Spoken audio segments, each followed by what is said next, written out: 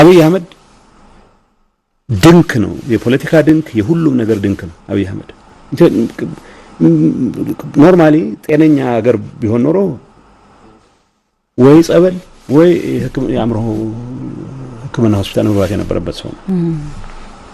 ይሄ ሰውዬ እሱ እናቱ በ7 ዓመቱ ነገረችኝ የሚለው ነግራው ይሁን አይሁን ነግረውት ይሁን አይሁን አላቅም፣ ግን ህልም የሚያደናቅፈው ሌላ ሰው መስሎ አይታየው። ህወሓትም አይደለም የትግራይ ህዝብ ነው የሚያደናቅፈው። በአካል የነገረን ነው ነግረሽ።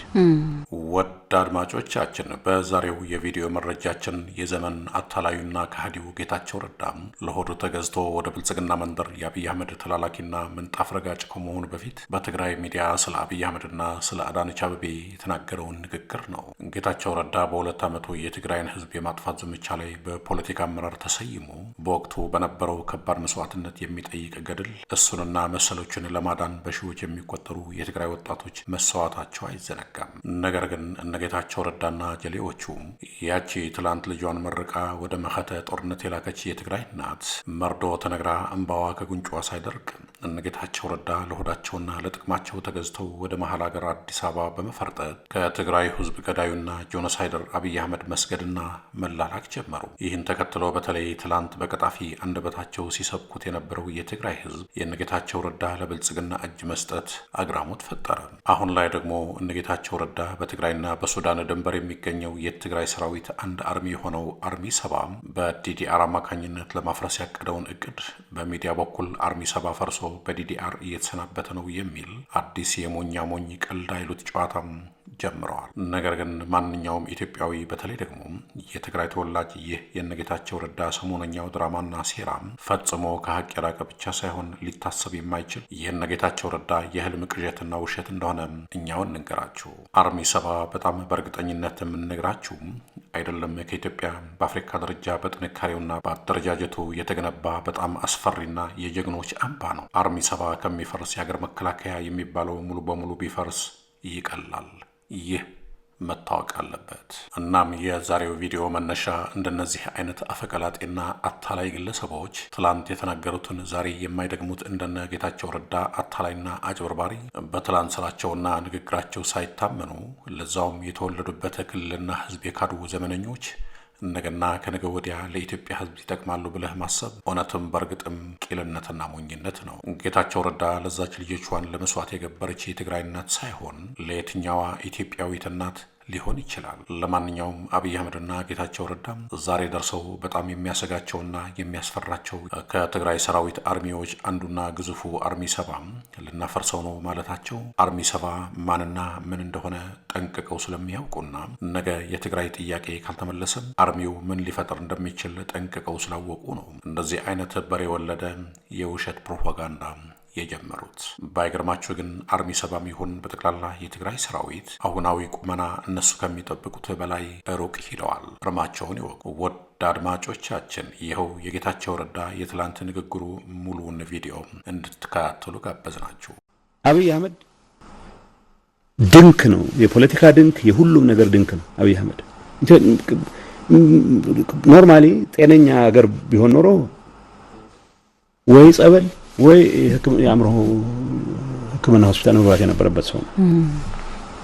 ይሄ ሰውዬ እሱ እናቱ በ7 ዓመቱ ነገረችኝ የሚለው ነግራው ይሁን አይሁን ነግረውት ይሁን አይሁን አላቅም፣ ግን ህልም የሚያደናቅፈው ሌላ ሰው መስሎ አይታየው። ህወሓትም አይደለም የትግራይ ህዝብ ነው የሚያደናቅፈው።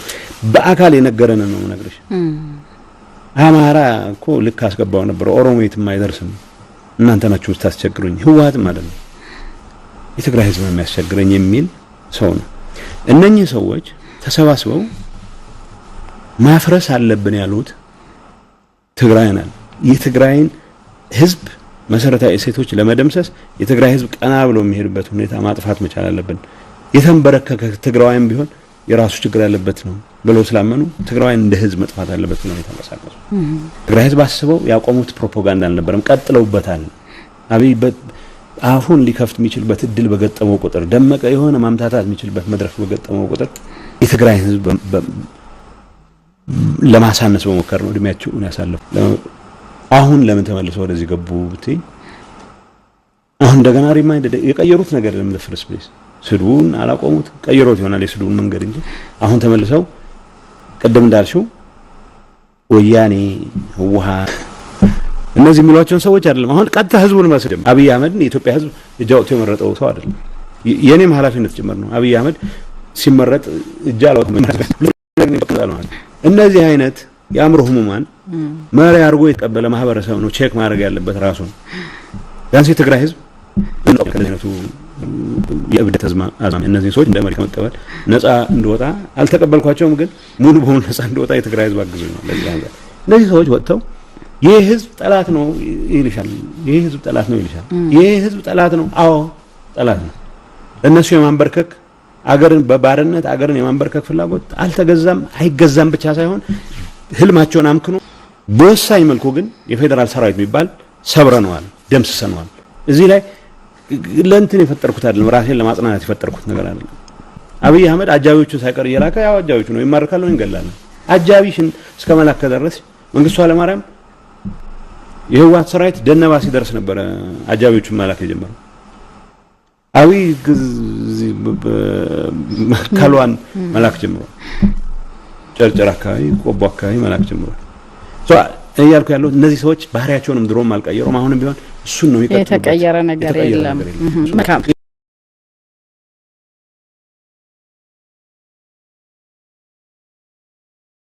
ህዝብ ካላጠፉ ሰላም አያገኙም እኛ እነዚህ ሰዎች ካላጠፋን ሰላም አናገኝም ማለት ቢያንስ ላንቃቸው መዘጋት መቻል አለበት ቢያንስ ጣታ የሚስቡባት ጣት ተቆርጣ ማየት መቻል አለበት ስለ ትግራይ ህዝብ ነው አሁን ማወራው ትግራይ ህዝብ ለባርነት አልገዛም ብቻ ሳይሆን ባርነትን ከማይ ልጆቹን በሙሉ ቢያጣ እኔ አንድ ያረፍኩበት ቤት አንድ ሰው ሀረጎት የሚባሉ ናቸው ምን አሉኝ እግዚአብሔርም ጨከነብን ኮሮና የሚባል በሽታ አለ ሁሉም አይነት በሽታ በዛ የማይበሉትን በሬ በሚያርዱ ጅቦች እንዴት ያስፈላናል አሉ በየቦታው ሄደው ዝም ብሎ ሻኛ አይቶ ሻኛ የፈለገ ሰው በሬ ያርዳል የማይበላውን በሬ it's pregnant so ማለት ነውር በማያውቁ ሰዎች እጅ ጣለን ነው ምክንያቱም አማው የትግራይ ህዝብ ኮምፕሊትሊ ስነልቦናው መስበር ነው ድሮ መንግስቱ ኃይለማርያም ያሰለቸን ቀረርቶ የሽፍቶች የገሌ አገር እንዴት ጠላት ይደፍረዋል የሚል ሙፍከራ ያሰሙ ዳቦ ቆሎ ያሰሩ እናቶችን ያምታቱ እኔ ያብይ እንጀራ ያምታቱ መኖር ከሆነ ያምታታ መኖር ይቀጥል ሲፈልግ የሚቀጥልበት ቦታ አምታቶ የሚልካቸው ወጣቶች ግን የትግራይ እናትን የትግራይ ሴትን ኤልሳን እናቷን አክስትሽን ልጆችሽን ማስፈራራት የማይችሉበት ደረጃ ላይ እናደርሳለን አብይ አህመድ ዝም ብሎ ነው የሚያናፋው አሁን የእናት ሀገር ዳር ድንበር ምናምን ይባላል ለሉዓላዊነት ላይ የተጋረጠ አደጋ ትግራይ ሌላ ሀገር ነው እንዴ ያው ሌላ ሀገር እንዲሆን ገፍታው ያደርጉት ነው እነዚህ አይነት ነውረኞች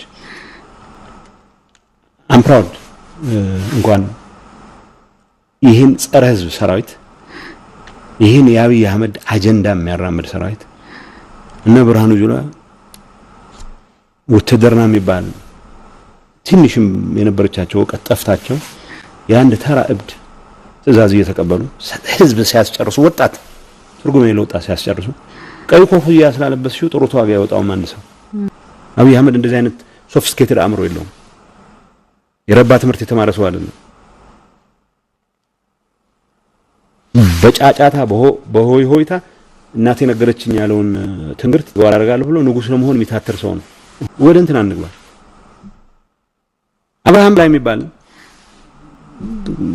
እንከፍ ትግራይን በጊዜያዊነት አስተዳደራለህ ነው ወዝተ ወስተ ተብሎ መጥቶ የሆነ ነገር ያደረገ የአማራ ተስፋፊ ልሂቅ መጫወቻ ነው ሙሉ ነጋ የአማራ ተስፋፊ ልሂቅ መጫወቻ ነው ለኔ የአማራ ተስፋፊ ልሂቅ ከሂሳብ እናወራለን ስል ሙሉ ነጋንም ጭምር ነው ማወራለን ዮሐንስ መንገግ ማን ነበር ስሙ ዮሐንስ ጀነራል ሌላ ቀጣፊያ ባለቀ ሰዓት ላግዝ ሁሉ ፈልጋለሁ ይል ነበር እንደዚህ አይነት በሽተኞች ጋር ሂሳባችን እናወራዳለን ታላቁ ሀገር ተጠራለች ኢትዮጵያ ታላቅ ናት በብልጽግና መንገድ አይቀርም እመኑኝ ምናምን የሚያጨበረብረው ነገር አለ። ፈንታ ምንድነው የሚለው ላይ አሁን ምንም ራሴንም ሌላውን ሰው የሚያረካ መልስ መስጠት አልችልም። ኢትዮጵያ ብሪንክ ላይ ነው ያለችው ማለት ቋፍ ላይ ነው ያለችው። ኢትዮጵያ ውስጥ በሁሉም ቦታ እሳት አለ። ይህን እሳት የማጥፋት ማጂክ እኔ አሁን የለኝም፣ ዋሻለሁ። ቢያንስ ግን አብይና ጓደኞቹ አሁን የያዙት ፖለቲካል አሬንጅመንት ለዚህ ሀገር ሰላም ብቃት ያለው ምላሽ ለመስጠት አቅም አለው ብዬ አላምንም።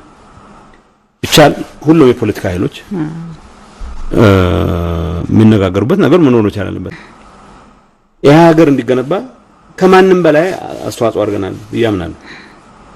ዝም ብሎ የህዳሴ ግድብ የዋን መጫወቻ ባይሆን እመርጣለሁ።